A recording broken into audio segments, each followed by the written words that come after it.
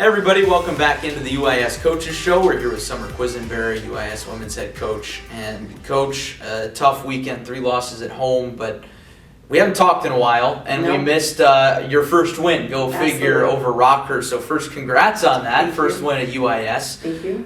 What went right in that win?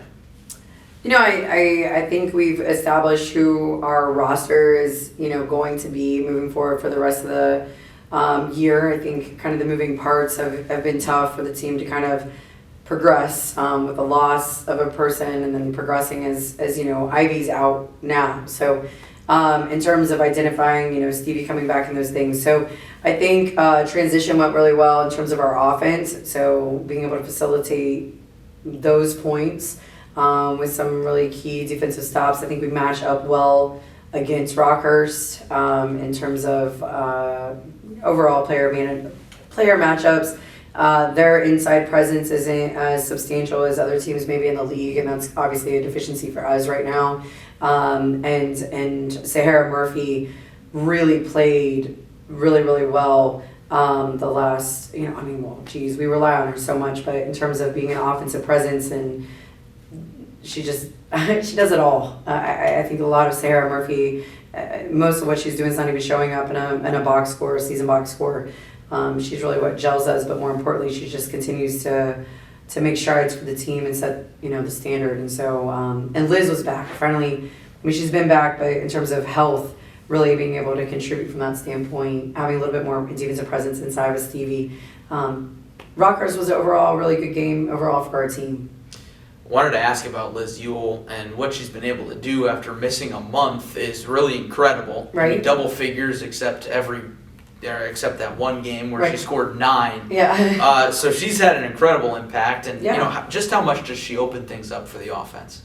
I think Liz has done a good job in terms of one of our returners that's really tried to buy in and receive coaching, and so one thing that's really helping her is again, transition and being available to the ball. And then when Araya, who definitely demands presence in terms of a scouting report, absorbs 1 or 2, Liz is typically the offside guard, and so we're able to facilitate to her, and she's able to kind of hit those shots. So again, I'm pleased with Liz and her buy-in and the concepts that she's trying to apply. I know she wants it all right now. And offense is always easier in terms of translating things. We're watching our defense continue to progress and grow, and those are probably the most frustrating pieces to her is definitely her defensive side of the ball, because she is quick enough to stay with it. It's just it's in terms of defensive team concepts. It's an area that she continues to grow, but I'm looking for that to translate as well, because I think it'll translate to easy offense. So again, pleased with Liz, happy that she's back. And is continuing to helping us move this team forward. I think a game where a lot of things clicked for you guys, and arguably your best performance here at track, was the Drury game. Second-ranked team in the nation, only down 10 at halftime. You guys led in that game in the first quarter. Yep. What were your biggest takeaways, and how were you guys able to keep that game so close in the first half? Yeah, I would argue it's our Truman State game was probably... That's a good point. Yeah. You played your 2 best games against the 2 best teams in the conference. Teams, right? and ranked opponents, right? Yeah. So that's the biggest, even, just in terms of our team and talking about if we're competing with the top teams in the league and ranked opponents from that standpoint, and competing meaning less than 20 points or less than 10 points in a lot of cases, there's no reason that we should be losing at the bottom of the conference. And so that's a big growth for us. I think that's maturity for us, but then also I think it still says, well, then we're having the same problems no matter who we're competing with, and so the biggest opponent in the room for us is us. But we'll get to that. In terms of Drury, yes, pleased with our effort. I mean, you're looking out. We're out. We have the lead in the first one. We're outscored by 6 in the second quarter. Outscored by 5. Outscored by 4 or 3, really. And so that's pretty even when you're talking about single digits. To a very deep and much more experienced, and Drury's obviously earned their ranking in terms of where they are. But it was good feedback for our team. And I think what we did is we applied our defensive concepts. We're talking about showing help side. We're talking about being in front of the post. We're talking about pushing sideline and baseline. And so those things allow us to compete with anyone. Unfortunately, when we're inconsistent in those areas, it also allows us to lose to anyone. Yeah, fair enough. Turning back towards the roster, two players who have really stepped up and all season long from the start because they've had to, Brianna Zajac and then, of course, Ava Bardick. Two of the three top scoring freshmen in the league are those two playing on this roster. You know, what has been the X factor for them? They're playing a lot of minutes, right? And essentially are held to the same, everybody's held to the same standard in terms of our achievement. Bree is someone, obviously I was involved in that entirety of her recruiting process, and I would say in the last 3-4 games, she's shown what I've always believed her to be capable of in terms of scoring. And so some of that is, the contact, I think, was something that took her a little while to adjust. We're also playing her inside more than what I would have recruited her to previously. Yeah. I would have wanted her to be more perimeter oriented, but she's having the opportunity to kind of sneak those glances. I mean, she hit a big 3 in rockers, which allowed us to go on a run, but those things that she's capable there. She's recognizing she can get to the rim in one dribble. She's the last 3 games she hasn't been doing as many. The spin move works in high school. It doesn't necessarily translation to college. She tried it today and they stole the ball from her, so she only tried 1 attempt, but that's an adjustment for her.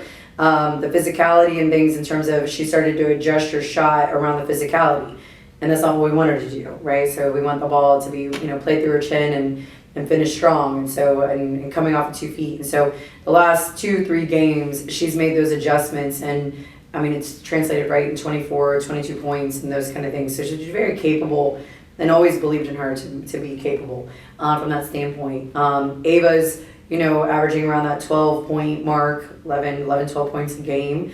Again, I think with Bree attacking the rim in the way she does, Sahara Murphy wanting to distribute to her teammates. I mean, she's a distributing point guard for sure. And the attention that Araya receives, I'm happy that Ava is someone that we can look to be able to hit typically the opposite 3. I think she does a good job being able to separate and a lot of times to get her shot off. And lately, I mean, the jury game, she had points off of offensive boards, which hasn't been an area necessarily she's thrived in. I mean, sure. She's smaller, but we're working on our kids. It doesn't matter our size, it matters our heart in terms of pursuing the boards. And so maybe that's kind of clicking. Again, the biggest adjustment for her is on the defensive side of the ball, and we've seen progress. Definitely, and I think we've seen progress with everybody over these last few games. Looking ahead, Maryville on the road, Missouri St. Louis on the road. Yep. What do you see in those games? And I'm sure you haven't had a lot of chances to look at the film over these last handful of days. No, I mean, well, yeah, and especially playing, today, right? Yeah. So this is the toughest swing in the season, I think, with the amount of games in a short period of time, and so teams really in most cases, they either come together in January and figure it out and make a run, or they fall apart. Especially teams in our case who we haven't won. We've had several close games, and so it starts becoming frustrating and annoying, and so we have every reason in the world to kind of just roll over, or every reason in the world to come together. And so we're still having the same kind of conversations in terms of, again, being consistent in our rebounding. Today we gave up 4 and 1s off of offensive boards. It's not how I coach my team, and yet we gave up that many, and that's significant when you talk about the point margin and just the margin of error. And what we lost by today, right? Yeah. So those are things that can't happen. We can't give up a offensive board off of a free throw line. They can happen. Yeah, my team's averaging 1 or 2 of those a game. Again, not things that we coach. So fixing things like that, as well as defensive rotations. Today, our team consistently went under screens. I don't teach them to go under screens. And so when you go under screens, you naturally push middle. And I tell my team to close out and keep sideline baseline. And so those inabilities to be able to recognize in game, because I can't call a timeout every 2 seconds, right?